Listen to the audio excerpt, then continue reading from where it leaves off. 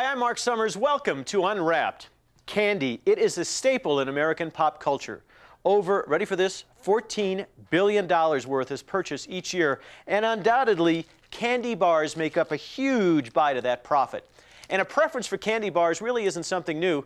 Their history goes back more than a century, and a major part of that history is the name that definitely put some sweet into the American tooth. It's got to be Hershey. Shake, rattle, and roll. Welcome to the Hershey factory in Hershey, Pennsylvania, birthplace to billions of bars. At the Hershey plant here in Hershey, Pennsylvania, we produce well over 1.5 billion pounds of chocolate. The candy bar, the factory, the town, all are named for Milton Hershey, chocolatier extraordinaire. Hershey was born near, well, Hershey, Pennsylvania in 1857 and went into the candy business at age 18. But the sweet taste of success didn't come easy. In 1876, for the centennial, he went to Philadelphia, started his own company. That company failed. He went on to build and start 3 more companies, all of which failed. Hershey's confection companies finally stopped failing around 1900 when he started to make a popular line of chocolate syrups and candies. And his premier product was the simple but scrumptious Hershey bar. Today, Milton's namesake is still almost the exact recipe he came up with in the late 1890s. A mix of cocoa beans, sugar, and milk. But don't be fooled, making it is still a major production. So while it seems like a very simple product and anyone can make chocolate, it's really very hard, very challenging. There's a lot of science and technology in there.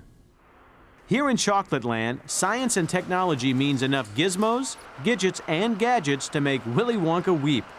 Big blades first mix the dry blend of cocoa and sugar called crumb. Then huge mixers called conches roll up and stir the chocolate for up to 3 days. Then the chocolate paste is squirted into molds, passed through tunnels, cooled down, and wrapped up. So from the time we receive the bean till it's wrapped, put in its wrapper, and on its way out the door can be 4 to 7 days. So what's the secret to getting the bars shaped just right? We shake that bar to evenly distribute it in the mold, so when it's cooled, it comes out as a square bar. But it's during this dangerous trip down Shakedown Street that many good bars go bad. Unfilled corners, air bubbles, broken edges, all will disqualify a bar from making it to the wrappers and cause them to be picked off by the eagle-eyed inspectors. And the Hershey bar has to be perfect when you look at it. We like a perfect look, perfect feel. So why do Hershey bars come in that flat rectangle shape? I've never been asked that question in 15 years. Okay, so there may not be an answer to how this candy began as a bar, but whatever the reason, the recognizable rectangle is here to stay. A rectangle is a shape everybody's comfortable with. It's easy to make, it's easy to mold and manufacture. The shape may be simple, but there is a mystery that surrounds this chocolate bar. That well-known, oh-so-familiar wrapper, what color is it? Brown. Brown. Brown. Brown and white and silver. Close, but not quite. The chocolate may be brown, but Mike says the wrapper's maroon and silver, and always has been. The maroon and silver that is used on the Hershey bar wrapper has been fairly consistent since 1900.